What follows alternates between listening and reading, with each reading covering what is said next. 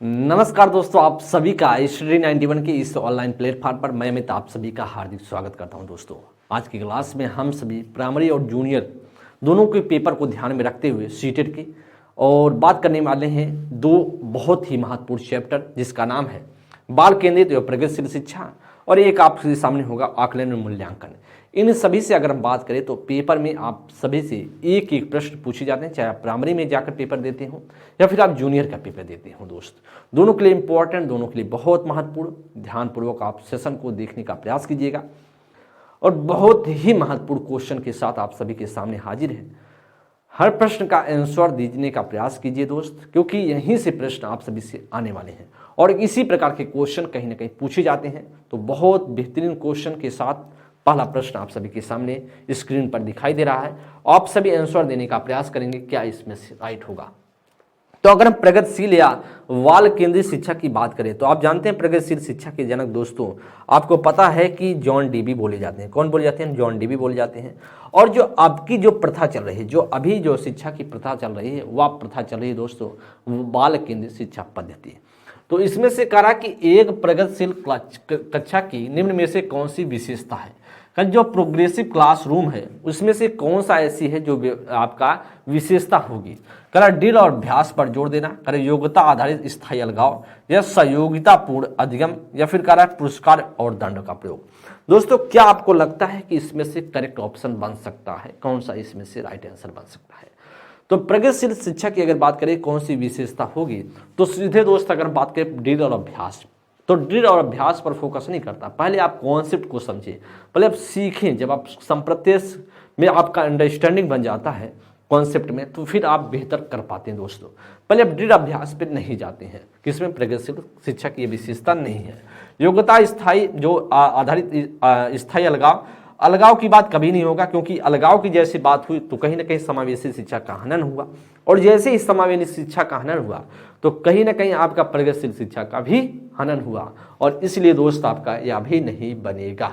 अगर हम सी की बात करें तो सहयोगितापूर्ण अधिगम की बात करता है। कहता है जो बच्चे को हम शिक्षा दें, जो बच्चे को हम पढ़ाएं, वह सहयोगिता से भरा हो, एक दूसरे के हेल्प के साथ भरा हो, एक दूसरे के सहयोग से जो हम अध्ययन कराते हैं वह बेहतर कराते हैं, और सी ऑप्शन आपका बनेगा। डी में करा पुरस्कार और दंड का प्रयोग, तो पुरस्कार और दंड अपने आप में क्या है? नेगेटिव है दोस्त, इसलिए डी ऑप्शन भी नहीं बनेगा। सी ऑप्शन पूरी तरीके से करेक्ट है।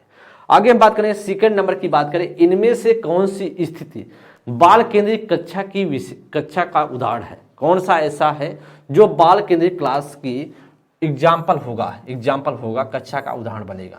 कह कि एक कक्षा जिसमें छात्र समूह में बैठे हैं और शिक्षक बारी बारी से प्रत्येक में जाते हैं। कह कि एक कक्षा जिसमें छात्रों का व्यवहार शिक्षक द्वारा दिए जाने वाले पुरस्कार और दंड द्वारा नियंत्रित होता है। कह कि एक कक्षा जिसमें शिक्षक निर्देश देता है और छात्रों को नोट्स याद करने के लिए कहा जाता है। पर एक कक्षा जिसमें छात्र जो चाहे करते हैं जबकि शिक्षक उन्हें चुपचाप देखता है। कौन सा इसमें से ऐसा होगा जो बाल केंद्रित मतलब चाइल्ड सेंटर्ड एजुकेशन की बात, क्लासरूम की बात करेगा? तो दोस्तों, अगर हम ए ऑप्शन की बात करें तो करें एक क्लास जिस छात्र समूह में बैठे होते हैं और शिक्षक बारी बारी से जाते हैं। सही है दोस्त, कि आपने देखा होगा कि अभी जो हम सभी की क्लास की पद्धति चल रही है, जैसे हम क्लास में बैठे रहते थे हम सभी, तो क्लास में समूह में बैठे थे, जैसे 10, 20, 50 लड़कों का समूह होता था, और टीचर जैसे मैथ का क्लास हुआ तो मैथ वाले सर आके पढ़ाते थे, हिंदी वाले सर का होता था तो हिंदी वाले सर पढ़ाने आते थे। तो अपने अपने जो टीचर हैं, जिस सब्जेक्ट के टीचर होते थे, वह अपने आकर के अपने टाइम पर चीज़ें पढ़ाते थे। और ऐसा ही चीज़ें क्या है, बाल केंद्रित शिक्षा की बात करता है, और उसी का एग्जाम्पल यह बनेगा। करना एक अच्छा जिसमें छात्रों का व्यवहार शिक्षक द्वारा दिए जाने वाले पुरस्कार और दंड, तो पुरस्कार और दंड अपने आप में क्या होगा? अपने आप से ऐसा बाल केंद्रित शिक्षा का उदाहरण नहीं है। ऐसा बाल केंद्रित शिक्षा नहीं कहता कि पुरस्कार और दंड के आधार पर हम आपको पढ़ाएंगे, कभी नहीं दोस्तों, यह चीजें गलत होंगी। कह कि एक अच्छा जिसमें शिक्षक निर्देश देता, जैसे शिक्षक निर्देश देगा इसका मतलब कहीं ना कहीं बाल केंद्रित ना होकर के इसमें शिक्षक केंद्रित शिक्षा की बात होने लगी, इसलिए दोस्त नहीं होगा। कह एक अच्छा जिसमें छात्र जो चाहे करते हैं, शिक्षक चुपचाप बैठे होते हैं। तो अगर टीचर चुपचाप बैठे रहेंगे तो फिर किस लिए टीचर की भर्ती होती है, किस लिए टीचर जो है जाते हैं? अगर आप चुपचाप बैठा दोगे टीचर को, तो फिर टीचर को बैठने का पैसा मिलता है, पढ़ाने के लिए मिलता है, सिखाने के लिए मिलता है, बैठने के लिए नहीं दोस्त। इसलिए आपका डी ऑप्शन क्या होगा? गलत होगा। करेक्ट आंसर हमारा A option is the right answer. Next प्रश्न आगे चलेंगे, प्रश्न संख्या 3 नंबर के लिए। करेक्ट, किसी प्रगतिवादी कक्षा के बारे में, कोई प्रगतिवादी क्लासरूम की बात कर रहा है, बारे में एक अध्यापिका का क्या विश्वास होना चाहिए। करेक्ट, क्या विश्वास होना चाहिए ऐसा आपसे पूछ रहा है। करेक्ट, कक्षा हमेशा कठोर नियंत्रण में रहे और सिर्फ अध्यापक को निर्देश देने चाहिए। तो दोस्तों क्या आप जानते हैं कि अध्यापिका का क्या विश्वास होना चाहिए था। तो कह रहा कि कठोर, क्लास हमेशा कठोर नियंत्रण में रहे। दोस्तों कठोर नियंत्रण में ना रहे, लचीलेपन में रहे, मतलब लचीला हो जाए। और कहीं ना कहीं कठोर की बात नहीं, सिर्फ अध्यापक निर्देशित। जैसे अध्यापक निर्देशित हुआ तो फिर बाल केंद्रित वाला कहाँ रह गया, फिर शिक्षक केंद्रित हो गया भाई।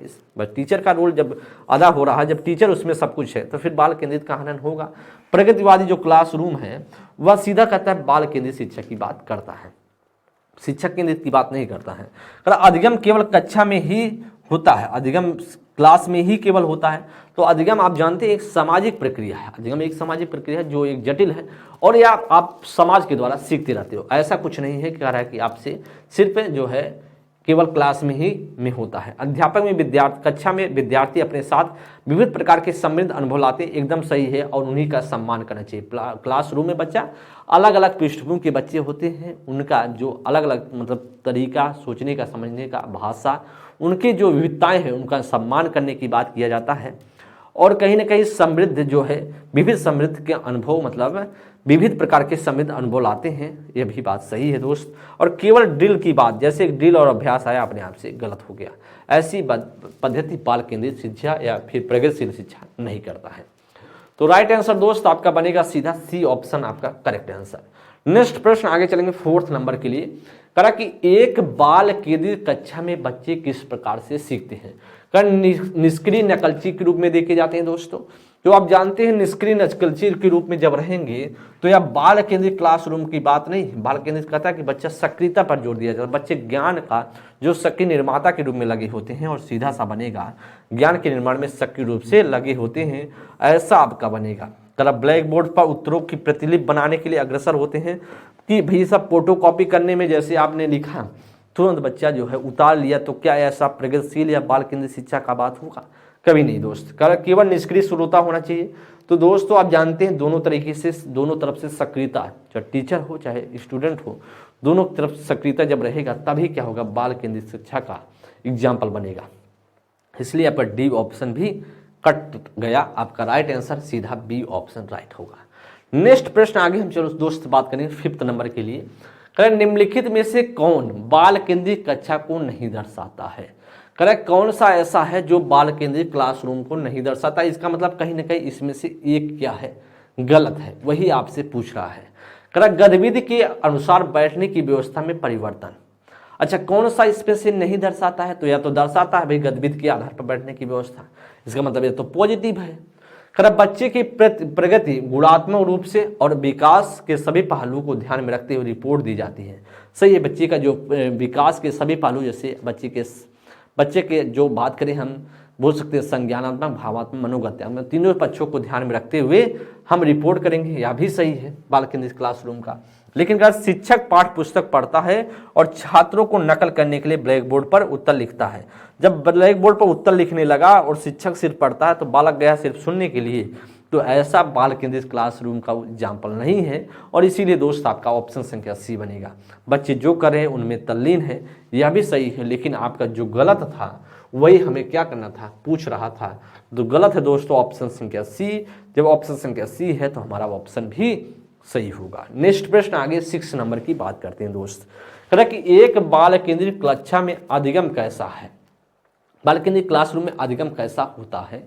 कह उद्दीपन प्रतिक्रिया संघों के युग्म द्वारा होता है। क्या सिर्फ जो है बाल केंद्रित क्लासरूम में ऐसा पढ़ाई जाती है कि स्टिमुलस और रिस्पॉन्स पर होता है कि आपको उद्दीपक दिखा करके काम करवाया जाता है? ऐसा नहीं होता है। आपको सहयोग के माध्यम से आप सक्रियता के साथ जब सीखते हो तो उसकी बात की जाती है। इसलिए दोस्त यह ए ऑप्शन कटेगा। पुरस्कार और दंड अपने आप से गलत है।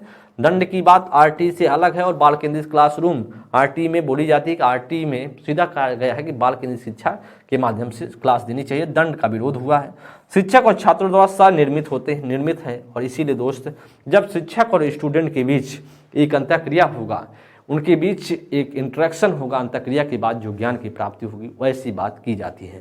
मतलब पूरी तरीके से शिक्षक पर निर्भर है। जब पूरी तरीके से शिक्षक पर निर्भर होगा तो फिर बाल केंद्रित कहाँ रह गया, फिर तो शिक्षक केंद्रित पद्धति हो गया दोस्त।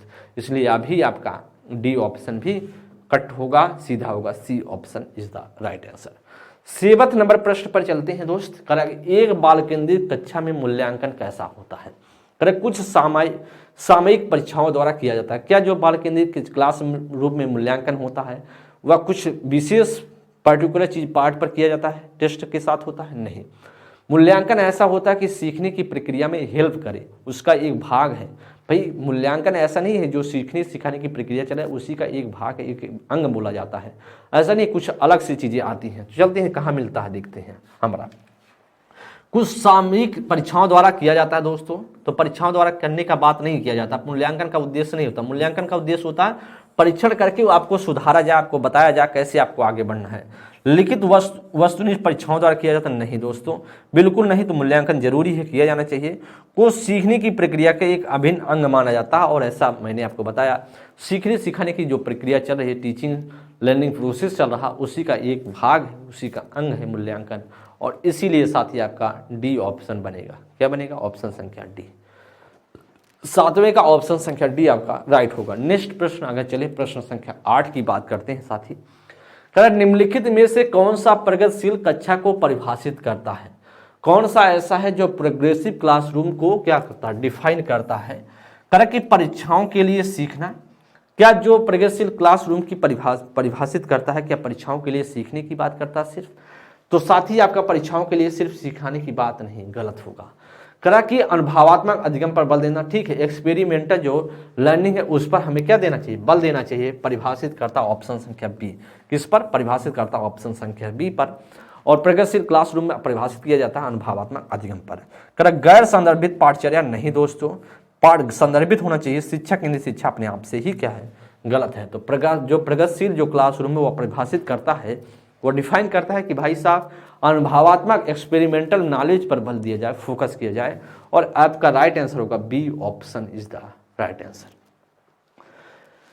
कि 9th नंबर प्रश्न की अगर हम चर्चा करें, कि एक प्रगतिशील कक्षा में अधिगम कैसा होता है? एक सरल प्रक्रिया है।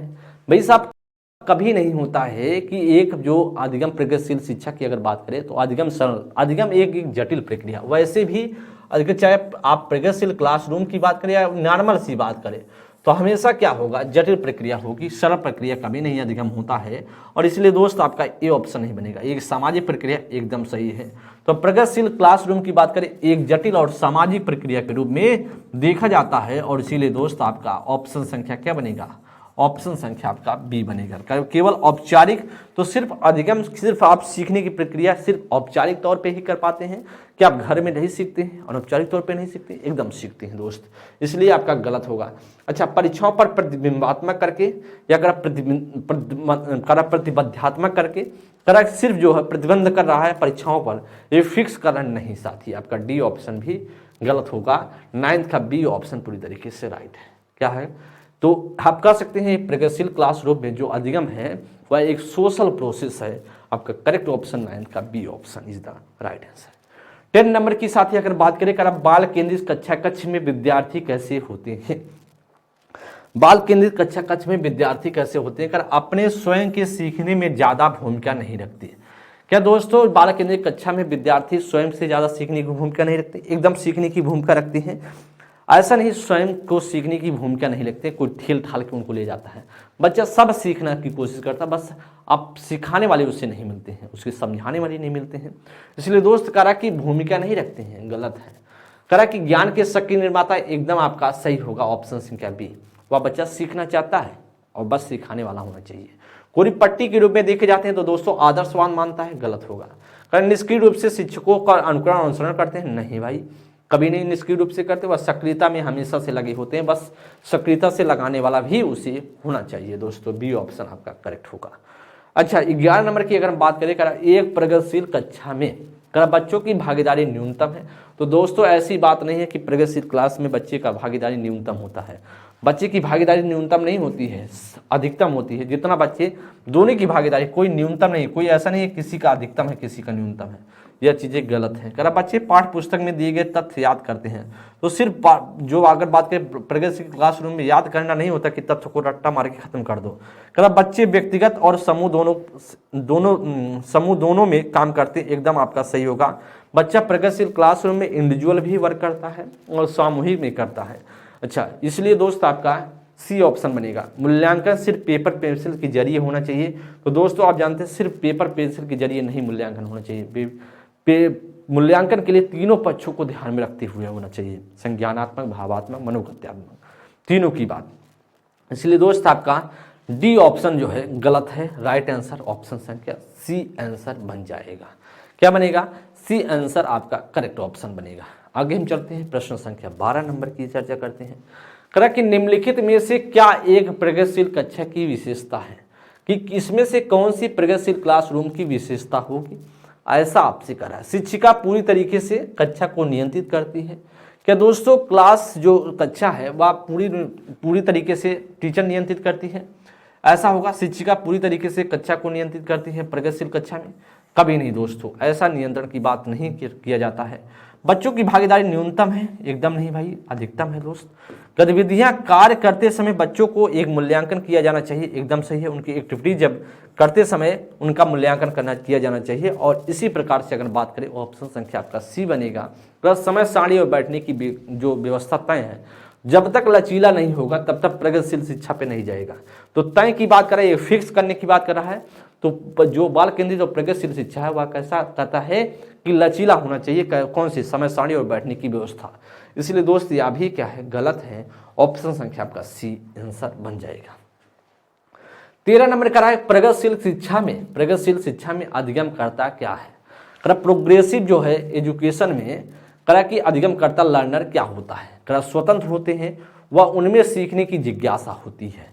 करा निर्देश के लिए पूर्णतः शिक्षकों पर निर्भर होते हैं। या करा को अभ्यास प्राणी के रूप में देखा जाता है, उन्हें सभ्य करने की जरूरत है। का निष्क्रिय प्राणी है जिन्हें शिक्षकों द्वारा नियंत्रित करने की जरूरत है। दोस्तों आप जानते हैं प्रगतिशील क्लासरूम की अगर हम बात करेंगे तो विद्यार्थियों की अगर बात करें तो वह तो निष्क्रिय नहीं है, हमेशा से सक्रिय है। उन्हें समझाने वाला, सिखाने वाला होना चाहिए।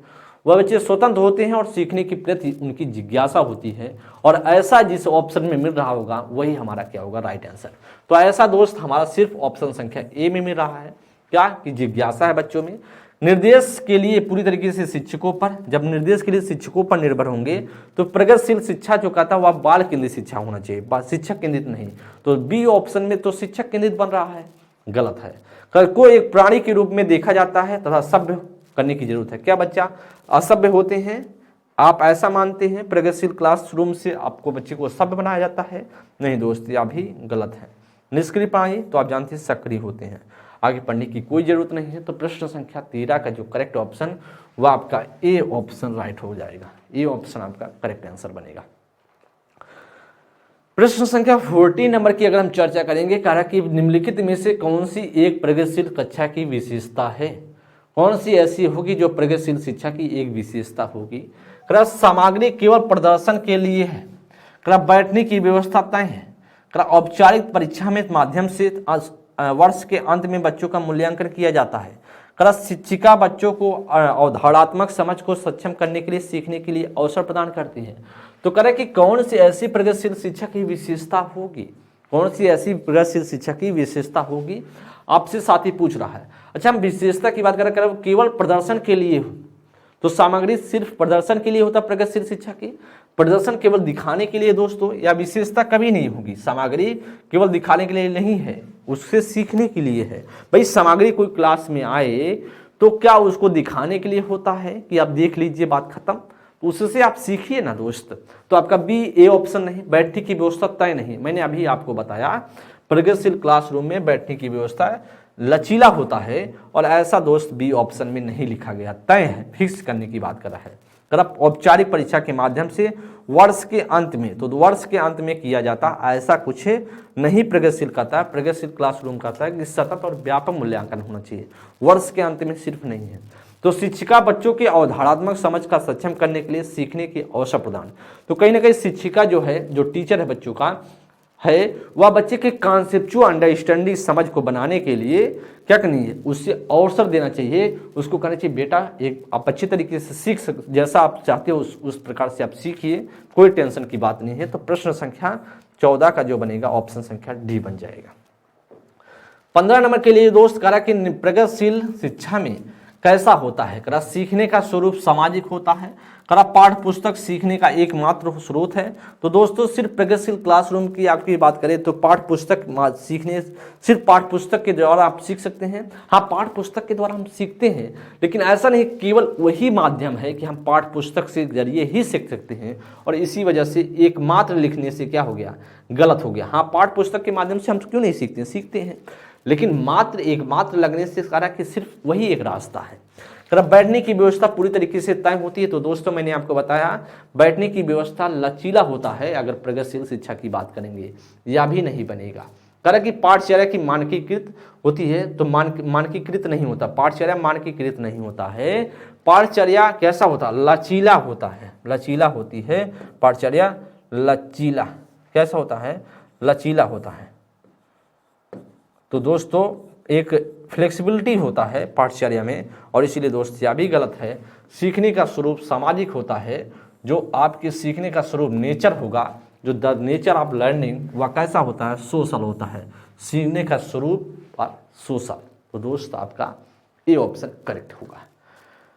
तो इस प्रकार से हम बात करें दोस्तों, आप सभी के सामने 15 प्रश्नों की श्रृंखला में मैंने आप सभी के सामने रखा कि प्रगतिशील और जो आपके बाल केंद्रित क्वेश्चन किस प्रकार से पूछे जाते हैं इन चैप्टर से।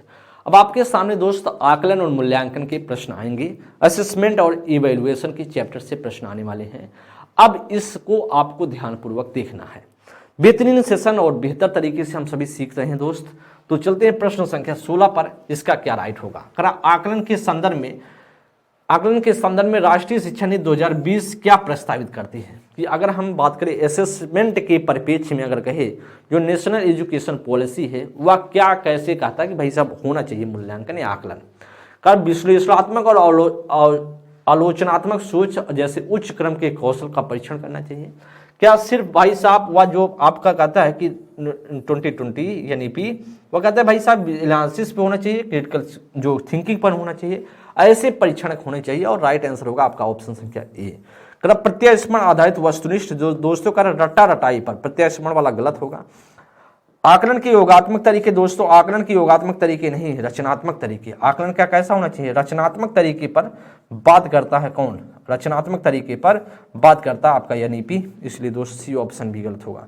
परीक्षा के लिए सीखना, तो दोस्तों परीक्षा के लिए नहीं सीखना, हमें किस लिए सीखना है, हमें जानकारी, हमें संप्रत्यय, हमारे कॉन्सेप्ट को अच्छे तरीके से निखारे, सीखने वाली होनी चाहिए। इस पर सीखने की बात की जाता है, कॉन्सेप्ट को कितना अच्छे से हम सीख पाएँ, परीक्षा के लिए नहीं। अगर हम कॉन्सेप्ट सीखेंगे दोस्त तो परीक्षा में अपने आप से पास हो जाएंगे। इसलिए सीधा सा 16 का जो बनेगा ऑप्शन संख्या हमारा ए ऑप्शन बन जाएगा, ए ऑप्शन आपका बन जाएगा। 17 नंबर की चर्चा कर लेते हैं। मूल्यांकन का केंद्र क्या होना चाहिए दोस्त। करा कि मूल्यांकन जो किया जाता है उसका मूल्यांकन का केंद्र होना कैसा चाहिए, ऐसा आपसे पूछ रहा है।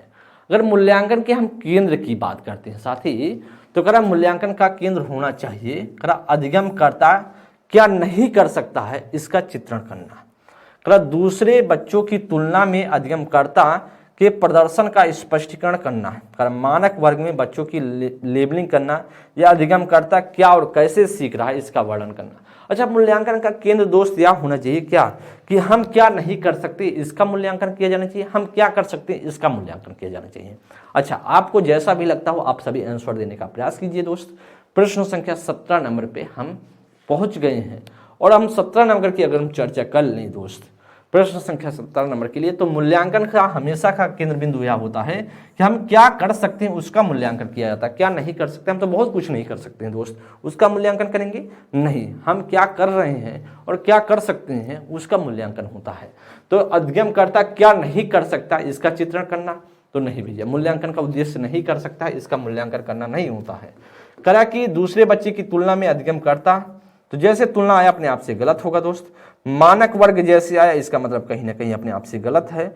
अधिगमकर्ता क्या और कैसे सीख रहा है, इसका वर्णन करना होता है मूल्यांकन में कि अधिगमकर्ता कैसे सीख रहा है और कैसे क्या चीजें प्रक्रिया गुजारी जा रही है उसके द्वारा, इसका मूल्यांकन किया जाता है। राइट ऑप्शन होगा आपका डी ऑप्शन राइट हो जाएगा। प्रश्न संख्या 17 का डी ऑप्शन। 18 नंबर की चर्चा करें। आप एक अध्यापक हैं, आप एक अध्यापक हैं जो विश्वास करता है कि बच्चे विभिन्न गतियों और अलग अलग तरीके से सीखते हैं। आप अपनी कक्षा में ऐसी आकलन योजना करेंगे जो कैसा हो दोस्तों, कैसा हो दोस्त। करा कि सभी विद्यार्थियों के लिए समान हो, या केवल वस्तुनिष्ठ प्रश्नों को सम्मिलित करे, या बच्चे के सीखने के तरीके से संबंधित ना हो, करा आकलन के अलग अलग तरीकों को आधारित हो। तो दोस्त इसमें से क्या आप देखेंगे, आप एक अध्यापक हैं तो ठीक है, आप भी एक टीचर। देखिए अगर आप सीटेट पास करना चाहते हैं दोस्त तो एक ही रास्ता है कि आप एक टीचर बन के क्वेश्चन को सॉल्व करना सीखिए। जब आप टीचर बन के एक क्वेश्चन को सॉल्व करते हैं तो फिर आप लगता है कि हाँ तभी आप उस क्वेश्चन को सही कर सकते हैं। आप स्टूडेंट बनेंगे तो मामला बिगड़ेगा। तो कह रहा आप एक टीचर अध्यापक हैं जो विश्वास करता है कि बच्चे विभिन्न गतियों और अलग अलग तरीके से सीखते हैं। तो सही है भाई, बच्चे में क्योंकि विकास अलग अलग तरीके से, विकास बच्चे का उसके एनवायरनमेंट, उसके हेरिडिटी पर डिपेंड करता है कि किस तरीके का बच्चा, किस प्रकार से बच्चे का विकास हुआ है, तो डिपेंड ही करता है। तो आकलन की आप किस प्रकार की योजना बनाएंगे, सभी विद्यार्थियों के लिए समान हो। तो दोस्तों आप कैसे एक समान बना सकते हैं जब उनमें वैयक्तिक भिन्नताएं हैं, जब उनमें बच्चा उसके वातावरण, उसकी मानसिकता में भिन्नता है, तो कभी नहीं होगा दोस्त। आपका ए ऑप्शन जो है गलत है। करा कि केवल वस्तुनिष्ठ प्रश्नों द्वारा सम्मिलित करके, केवल आप एक वस्तुनिष्ठ जो आप प्रश्न देंगे विकल्पी टाइप का नहीं, सीखने के संबंधित ना हो दोस्त। आप सीखने से संबंधित आकलन, आप अगर बच्चे का मूल्यांकन करने की कोशिश करें, आकलन करने की कोशिश कर रहे हैं, तो जो आप इस प्रकार से आकलन कर देंगे बच्चे का जो उससे कोई लेना ही देना ना हो, तो उससे तरीके से संबंधित नहीं हो, गलत है दोस्त। आकलन के अलग अलग तरीकों पर आधारित हो और आपका ऐसा करेंगे बच्चा, तो बच्चे की योजना को आप आकलन कर सकते हैं सही तरीके से। डी ऑप्शन आपका बनेगा। क्या बनेगा? डी, 18 का डी ऑप्शन। 19 नंबर के लिए कहा समग्र मूल्यांकन के उद्देश्य को ध्यान में रखते हुए अध्यापक को क्या करना चाहिए। समग्र मूल्यांकन के उद्देश्य को ध्यान में रखते हुए कह प्रश्नोत्तरी में केवल सही उत्तरों के उत्तर पर प्राप्त अंकों का विचार करके, क्या रहा केवल हम जो है कह कि जब बच्चे का मूल्यांकन हो, बच्चे का समग्र मूल्यांकन का उद्देश्य को ध्यान में रखते हुए अध्यापक को क्या करना चाहिए। प्रश्नोत्तरी में केवल सही उत्तरों पर आधारित अंक है, तो सिर्फ आप सही उत्तरों का बच्चा जितना उत्तर दिया उसी पर सिर्फ आकलन करेंगे। तो सिर्फ अगर उसके एक ही पे पक्ष कर रहे हैं तो सिर्फ संज्ञानात्मक पक्ष कर रहे हैं, बच्चे के भावात्मक मनोगत्यात्मक मन को छोड़ रहे हैं, तो या तो गलत होगा दोस्त। करा अंकों पर विचार करना, करा केवल बच्चों को द्वारा दी गई त्रुटियों पर विचार करना, बच्चा ने कितना गलती किया उसका आप विचार करेंगे, बच्चे ने कितना सही किया उस पर आप विचार नहीं करेंगे। तो भैया सही पर विचार करेंगे, गलतियां तो सबसे होती हैं। विद्यार्थियों के लिए सीखने से प्राप्त उत्पाद की प्रक्रिया पर विचार करना, एकदम सही है दोस्तों। बच्चे की जो सीखने के जो विद्यार्थियों के लिए सीखने से जो प्राप्त उत्पाद है उसकी प्रक्रिया पर विचार करेंगे कि बच्चे ने किस प्रकार से चीजें व्यवस्थित करके बताया है, सिखाया है, समझाया, उसका हम आकलन करेंगे। सभी विद्यार्थियों के लिए मानकीकृत परीक्षणों का प्रयोग करना, तो मानकीकृत अपने आप से गलत होगा। मानकीकृत परीक्षण कभी नहीं होना चाहिए, लचीला परीक्षण होना चाहिए। तो इसलिए दोस्त आपका ऑप्शन संख्या डी भी नहीं बनेगा, ऑप्शन संख्या सी आपका करेक्ट आंसर बन जाएगा। 20 नंबर पे हम चलेंगे दोस्त। करा एक प्रगतिशील कक्षा में निम्न में से कौन सी मूल्यांकन विधि का इस्तेमाल नहीं होता होगा। कौन सा ऐसे मूल्यांकन विधि का इस्तेमाल नहीं होता होगा, इसका मतलब कहीं ना कहीं इन 4 ऑप्शन में एक ऑप्शन ऐसा है जो गलत है, जो गलत है वही हमें पहचानना है। अगर अध्यापकों द्वारा मननशील जर्नल का इस्तेमाल करना, या स्व मूल्यांकन या समकक्षी मूल्यांकन, केवल मानक निर्देशीय मूल्यांकन पर आश्रय, या विद्यार्थी के पोर्टफोलियो तैयार करना। तो दोस्तों विद्यार्थी को पोर्टफोलियो तैयार करने का मतलब बच्चे का रिकॉर्ड रखना कि बच्चे ने जब बच्चे का एडमिशन कराया गया तो बच्चे ने कितना जानता था, बच्चा कितना बच्चे में समझ थी, और उसके समय समय पर 2-4 मंथ में कितने बच्चे का प्रोग्रेस हो रहा है, कितना बच्चा सीख रहा है, उसका एक रिकॉर्ड रखा जाता है। अच्छा, उसके गार्जियन अगर आए तो उसको रिकॉर्ड कर थमा दिया जाता है, पकड़ा दिया जाता है, देखिए आपका बच्चा इस वे में चीज़ों को सीख रहा है, कहाँ बच्चे में गलतियाँ कर रहा है और कैसे बच्चे में सुझाव देते हैं बच्चों को, मतलब और बेहतर कैसे बन पाए। तो पोर्टफोलियो में तो सही है। इसका मतलब आपसे नेगेटिव पूछ रहा है या नहीं की बात कर रहा है, जो गलत होगा वही हमारा सही होगा। करें कि केवल मानक निर्देशित मूल्यांकन पर आश्रय, तो दोस्तों करें केवल हम मानक निर्देशित, तो केवल तो ऐसे हो गया, केवल तो अपने आप से गलत है, और मानक निर्देशित की बात कर रहा तो वैसे दो दो लगने से और भी गलत होगा। जैसे गलत, इसका मतलब यही सही है क्योंकि हमसे गलत ही पूछ रहा था, यही गलत था, यही हमारा सही होगा। स्व मूल्यांकन और समकक्षी मूल्यांकन होना चाहिए। खुद से मूल्यांकन कीजिए, आपका सहयोगी भी आपका मूल्यांकन करे, यह सही है। अध्यापकों द्वारा मननशील जर्नल का इस्तेमाल करना, यह भी सही है। लेकिन ऑप्शन संख्या सी जो है गलत है, वह सही सी गलत है क्योंकि वही हमारा आंसर बनेगा। जब गलत है तो ही हमको ढूंढना था। 20 नंबर के लिए ऑप्शन संख्या सी आपका राइट आंसर। 21 नंबर में करा सतत एवं व्यापक मूल्यांकन में सतत से क्या अभिप्राय है। अच्छा, कंटिन्यूअस और कॉम्प्रिहेंसिव जो इवेल्युएशन होता है उससे आप क्या सतत से, जो कंटिन्यूअस जो इवेल्युएशन है उससे आप क्या अभिप्राय समझेंगे। करा अध्यापन के दौरान विभिन्न उपकरणों का प्रयोग करते हुए छात्रों का साथ साथ मूल्यांकन करना, उनकी सहायता करना। कर अंकों और ग्रेड और अन्य प्रकार के छात्रों की उपलब्धि की सतत तुलना करना।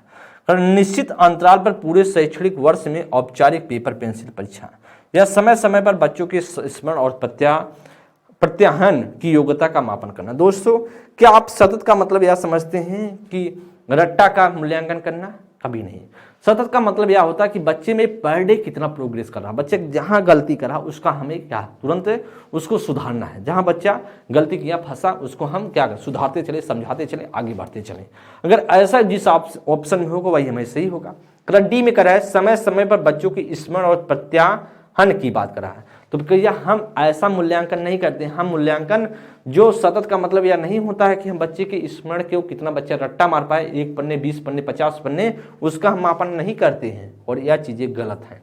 करा कि निश्चित अंतराल पर करा पूरे शैक्षणिक वर्ष में पेपर पेंसिल, तो आपको मैंने बताया सतत का मतलब होता है कि आपको पर डे की चीजें में कितना सुधार हो रहा है, कहाँ पर बच्चा फंस रहा है, यह आपका होता है। यह भी नहीं करा कि यहाँ पर सतत तुलना करना, सतत बच्चे का ग्रेड अंक में तुलना करेंगे, इसके लिए सतत मूल्यांकन होता है। सतत मूल्यांकन का अर्थ नहीं होता है किसी से मूल्यांकन, किसी से तुलना नहीं करना है और सीखते जाना है, देखते जाना है बच्चे में कहाँ फंस रहा है। तो अध्यापन के दौरान विभिन्न उपकरणों का प्रयोग करते हुए छात्रों के साथ साथ मूल्यांकन करना, उनकी सहायता करना होता है कि जहां बच्चा फंस रहा है उसका मूल्यांकन करते चले, उसकी सहायता करते चले और बच्चा आगे बढ़ता चले। तो 21 नंबर के लिए जो साथी बनेगा वह 21 नंबर के लिए आपका 21 का ऑप्शन संख्या ए आपका राइट आंसर बन जाएगा। आगे हम नेक्स्ट प्रश्न पे चलेंगे, 22 नंबर पर बात करते हैं। निर्माणात्मक आकलन का प्रयोग मुख्यतः कहाँ होता है। निर्माणात्मक आकलन का प्रयोग शिक्षकों को तार्किक आधार पर परीक्षा पत्र तैयार करने के लिए किया जाता है।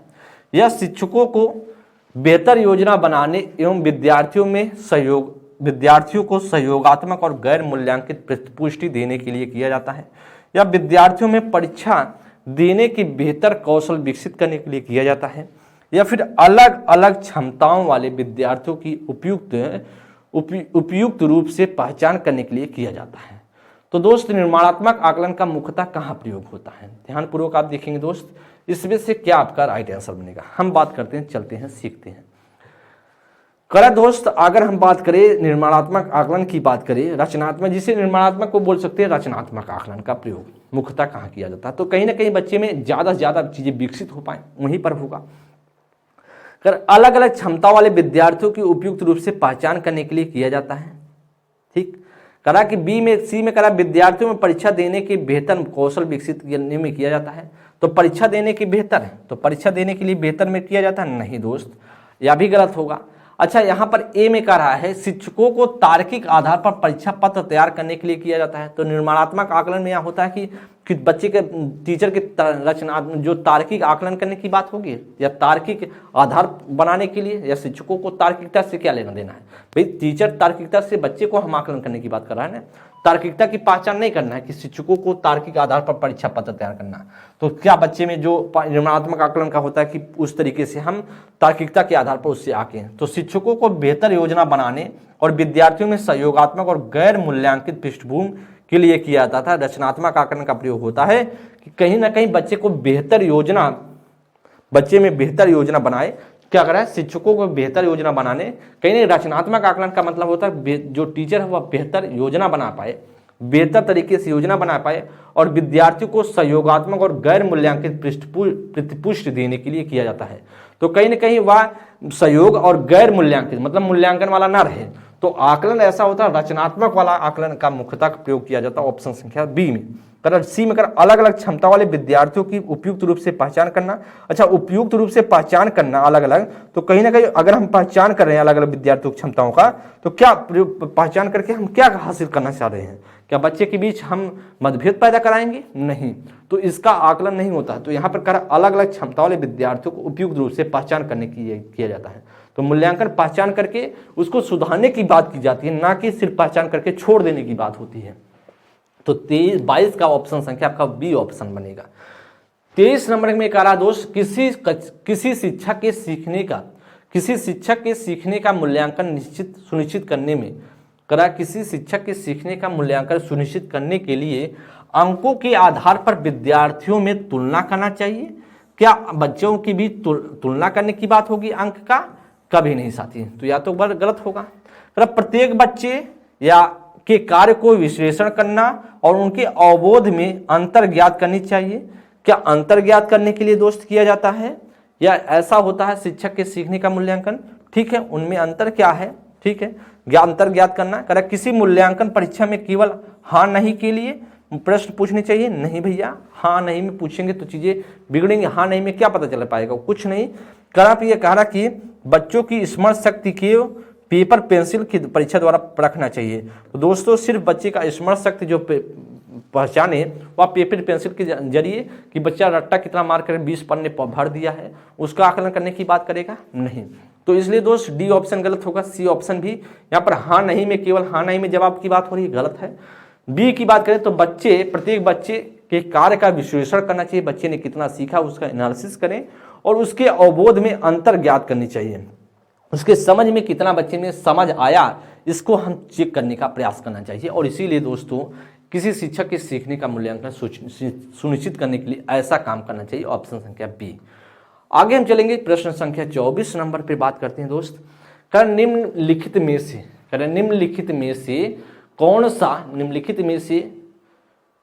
में से कौन सा कथन मूल्यांकन हेतु मानकीकृत परीक्षणों के संदर्भ में सही है? कौन सा इसमें से सही होगा मानकीकृत परीक्षणों के संबंध में?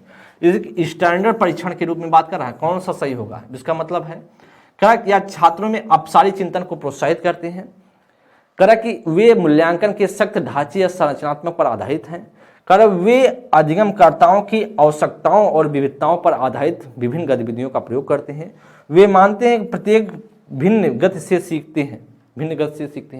तो मानकीकृत परीक्षण कहता है कि संदर्भ में अगर हम बात करेंगे तो या छात्रों में अपसारी चिंतन को प्रोत्साहित करने का बात होगा, लचीला परीक्षण की बात हो जाएगी। किसका? लचीला परीक्षण की बात हो जाएगा। लचीला परीक्षण के परिप्रेक्ष्य में या क्या होगा? परीक्षण के परिप्रेक्ष्य में सही है। लेकिन जो होगा वे मूल्यांकन के सख्त ढांचे की बात करें, उसके सख्त ढांचे के लिए मानकीकृत होगा और इसीलिए दोस्त आपका ऑप्शन संख्या बी बनेगा। यहां पर कह रहा है कि जो विविधताओं पर आधारित करने की बात करें तो यहां भी लचीला बन जाएगा। क्या बन जाएगा?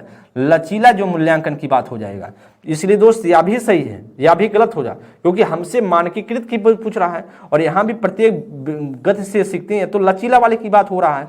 तो कहीं ना कहीं हमसे मानकीकृत जो मूल्यांकन की बात कर रहा था, मानकीकृत परीक्षण की बात कर रहा था, उसके संदर्भ में कौन सा सही है? उसके संदर्भ में ऑप्शन संख्या बी सही होगा। ठीक है, लचीला परीक्षण के संदर्भ की बात नहीं कर रहा। लचीला होता तो ए भी सही होता, सी भी और डी भी। आगे हम बात करते हैं 25 नंबर के लिए साथी। करा कि एक अध्यापिका पूरे वर्ष के दौरान अधिगम संबंधी गतिविधियों में संलग्न बच्चों के बारीकी से अवलोकन करती है, उनके कामों के नमूनों को संकलन करती है और प्रत्येक बच्चे के लिए अवलोकन डायरी भी रखती है। इस प्रकार का मूल्यांकन क्या कहलाता है? अब से पूछ रहा है।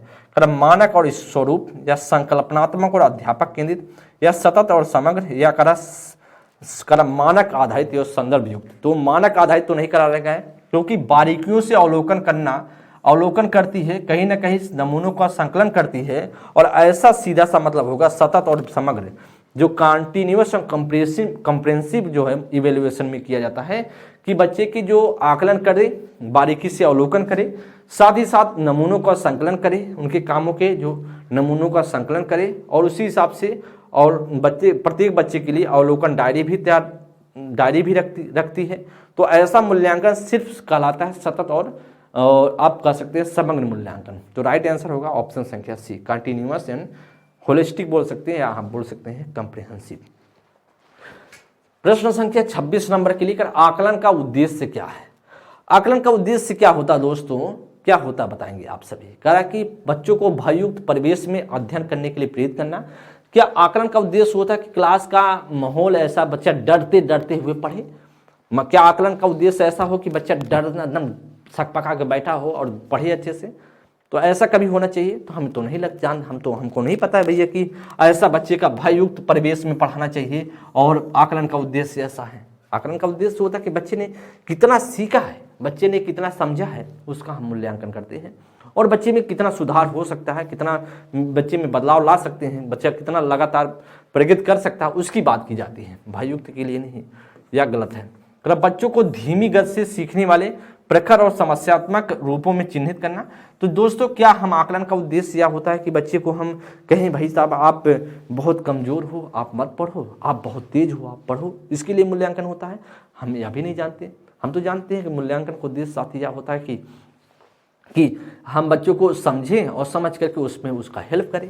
मूल्यांकन का उद्देश्य होता है कि बच्चे को पहचाने कि बच्चा कितना सीख पाया, उसका उतना हेल्प करे। उसके बाद जहाँ पर बच्चा फंस रहा है, अधिगम की विश्वसनीय प्रतिपुष्टि देना। और कहा कि एकदम सही है, अधिगम पर विश्वसनीय प्रतिपुष्टि देना, ऐसी तो बात सही है। ऑप्शन संख्या सी। कहा क्लास में कक्षा में प्रतियोगिता को प्रोत्साहित करना, तो कंपटीशन बढ़ाएंगे। ऐसा मूल्यांकन का उद्देश्य नहीं होता है कि मूल्यांकन कर से कंपटीशन बढ़ा दें। 27 नंबर के लिए दोस्त करा अध्यापक के द्वारा आकलन और मूल्यांकन के विविध तरीकों का इस्तेमाल किया जाना चाहिए। तो दोस्तों सही है कि टीचर के द्वारा जो है जब बच्चे का मूल्यांकन किया जाए तो कई तरीके से हम मूल्यांकन करें। और कैसे कई तरीके का मूल्यांकन करें? बच्चे के संज्ञानात्मक, भावात्मक, मनोगत, तीनों पक्षों का मूल्यांकन करें। तो कहीं ना कहीं विविध तरीकों का इस्तेमाल करना चाहिए। खैर मूल्यांकन का उद्देश्य अच्छा निष्पादन करने वाले विद्यार्थियों को शेष कक्षा से पृथक करना चाहिए। जो कह रहा कि क्या मूल्यांकन का उद्देश्य कह रहा कि तर्क में कह रहा है मूल्यांकन का उद्देश्य दोस्त यह होता है कि हम बच्चे का पहचान कर लें, बच्चे ने कितना सीखा, कितना बेहतर कर सकता है, और पहचान करके उसको एक किसी अलग क्लास में बैठा दें। तो ऐसा तो हमको नहीं पता, हमें पता है कि बच्चे की जानकारी को प्राप्त करें, समझें बच्चे ने कितना सुधार हुआ, उस सुधार के प्रति हम क्या करें। बच्चे को जहाँ पर बच्चा फंसा है, जो बच्चे को समझ में नहीं आया, उसका हम सहायता करने की बात होती है। अलग करने की बात कभी नहीं होगा, क्योंकि जब अलग होगा दोस्त तो फिर समावेशी शिक्षा का हनन होगा, और जब हनन होगा तो मामला बिगड़ेगा। इसलिए तर्क क्या है? गलत है। और अब हम बात करते हैं, दावा तो सही है, तर्क जो है गलत है। क्या आप चलते हैं, बात करते हैं ऑप्शन पर। करें ए और आर दोनों सही, तो दोस्तों गलत है। आर तो अपने आप से गलत है, आगे पढ़ने की कोई जरूरत नहीं। करें ए और आर दोनों सही हैं, तो आर भी तुरंत गलत है। आगे करें ए सही है लेकिन आर गलत है, एकदम सही। ऑप्शन संख्या सी बन जाएगा। डी अपने आप से गलत है। करें ए और आर दोनों गलत हैं, तो या तो डी ऑप्शन नहीं बनेगा। ऑप्शन संख्या सी आपका करेक्ट आंसर। नेक्स्ट प्रश्न चलते हैं 28 नंबर पर हम बात करते हैं। तो सी ऑप्शन तो यह सही है। आगे बात करते हैं 28 नंबर के लिए।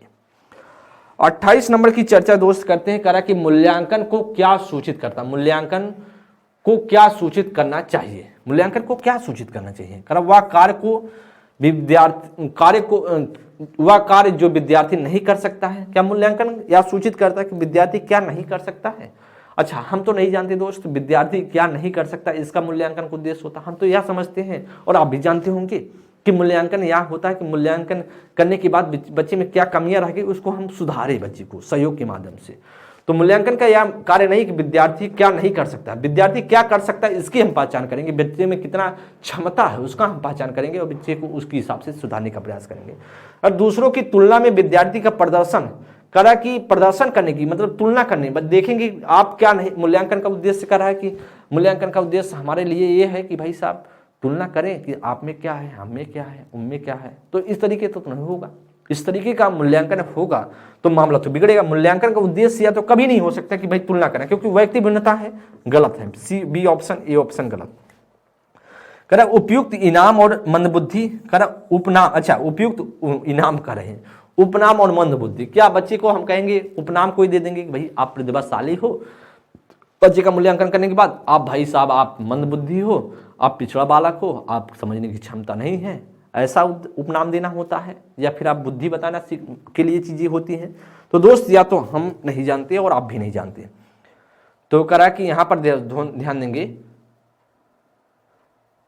और क्या करा कि यहां पर बात करते करा कि कुशाग्र इत्यादि बुद्धि का उल्लेख करना। तो दोस्तों यहां पर ऑप्शन कुछ हमको लगता है कि गलत लिखा गया है। क्या सूचित कर जो विद्यार्थी नहीं कर सकता है, वह कार्य जो विद्यार्थी नहीं कर सकता है दूसरों की तुलना में। यहां पर दोस्त ऑप्शन एक कहीं से यहां से हटा हुआ है।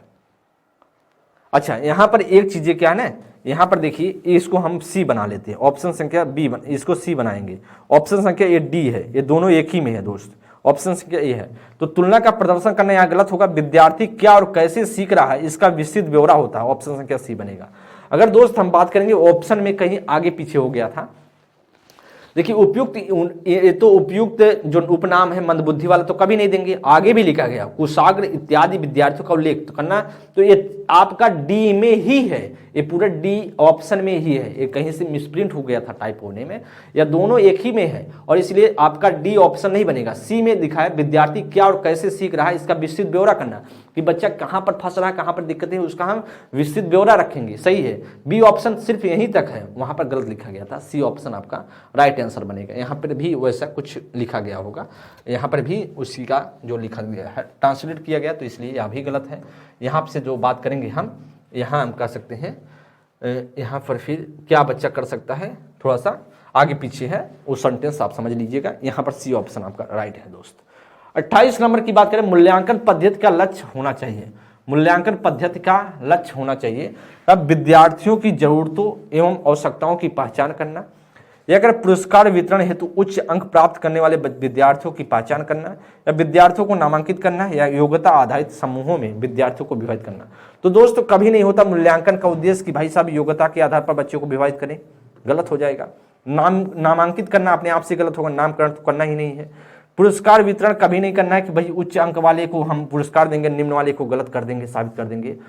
तो मूल्यांकन का उद्देश्य होता है विद्यार्थियों की जरूरतों और आवश्यकताओं की पहचान करना, ऑप्शन संख्या ए बनेगा। क्या बनेगा, ऑप्शन संख्या ए आपका राइट आंसर बनेगा। सीख गए होंगे। आज का अंतिम और लास्ट प्रश्न को आप सभी साथी देखने का प्रयास करेंगे और आप सभी इसमें से बताने का प्रयास करेंगे क्या आपका राइट आंसर हो सकता है। सतत एवं समग्र मूल्यांकन का में क्या शामिल है, क्या कंटीन्यूअस और कॉम्प्रिहेंसिव इवैल्यूएशन में क्या जो है शामिल है, ऐसा आपसे पूछ रहा है। क्या इंक्लूड है, ऐसा आपसे पूछ रहा है।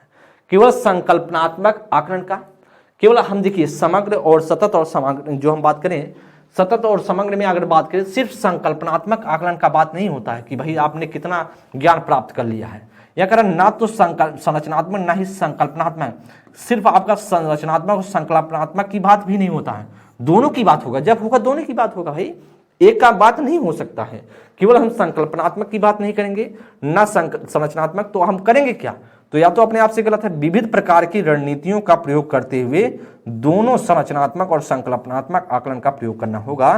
तो कहीं ना कहीं हम विविध प्रकार की रणनीतियों का इस्तेमाल करेंगे और बच्चे के संकल्पनात्मक और संरचनात्मक मूल्यांकन का जो है आकलन का प्रयोग करने की कोशिश करेंगे। डी में लिखा है केवल संरचनात्मक, तो केवल संरचनात्मक भी क्या है, गलत है दोस्त। न केवल संरचनात्मक हो सकता, न केवल संरचनात्मक, न केवल संकल्पनात्मक, और आप ऐसा भी नहीं कर सकते कि भाई सिर्फ ना तो संकल्पनात्मक होगा ना ही संरचनात्मक होगा, दोनों का बात किया जाता है और विविध तरीके से हम इस्तेमाल करते हुए करेंगे। इसलिए दोस्त कंटिन्यूअस और कंप्रीहेंशन जो इवेल्युएशन का शामिल करने की बात करेंगे, ऑप्शन संख्या सी आपका राइट आंसर बन जाएगा। और इसी प्रकार से बात करें तो आप सभी के सामने यह 30 प्रश्नों की श्रृंखला, आप सभी ने 30 प्रश्नों की श्रृंखला की बात करें तो आप सभी के सामने 30 प्रश्नों की श्रृंखला दोस्त थी, और इससे आप समझ गए होंगे किस प्रकार के क्वेश्चन आप सभी के पेपर में आ सकते हैं, कैसे क्वेश्चन पूछे जा सकते हैं। इससे आपको यह समझ में आया होगा 30 प्रश्नों की श्रृंखला के माध्यम से। तो हम सभी ने देखा इसमें 2 चैप्टर को इंक्लूड किया था। एक तो आप सभी के सामने था प्रगतिशील एवं बाल केंद्रित शिक्षा, जो प्रोग्रेसिव एवं चाइल्ड सेंटर्ड एजुकेशन, और एक आप सभी के सामने था असेसमेंट एंड जो इवेल्युएशन। यहाँ से आप चाहे जूनियर का पेपर दोस्त देने जाएं या फिर आप प्राइमरी के पेपर देने जा रहे हों, आपका पेपर तो नज़दीक है, तो आप देने जा रहे हो, दोनों के लिए बहुत ही महत्वपूर्ण होगा। आप अच्छे से पढ़ के दोस्त अच्छे से कॉन्सेप्ट को समझ के जाने का प्रयास कीजिएगा। और आप अच्छा परफॉर्मेंस करके आएंगे दोस्त। अगली क्लास में मिलेंगे हम किसी नेक्स्ट पार्ट के साथ। तब तक के लिए दोस्त जैसा भी सेशन लगा हो, एक बार आप सभी क्लास एंड होने के बाद अपने कमेंट बॉक्स में जाकर अपनी राय जरूर दे देंगे अगली क्लास में। तब तक के लिए दोस्त बहुत बहुत धन्यवाद। Thank you class, thank you.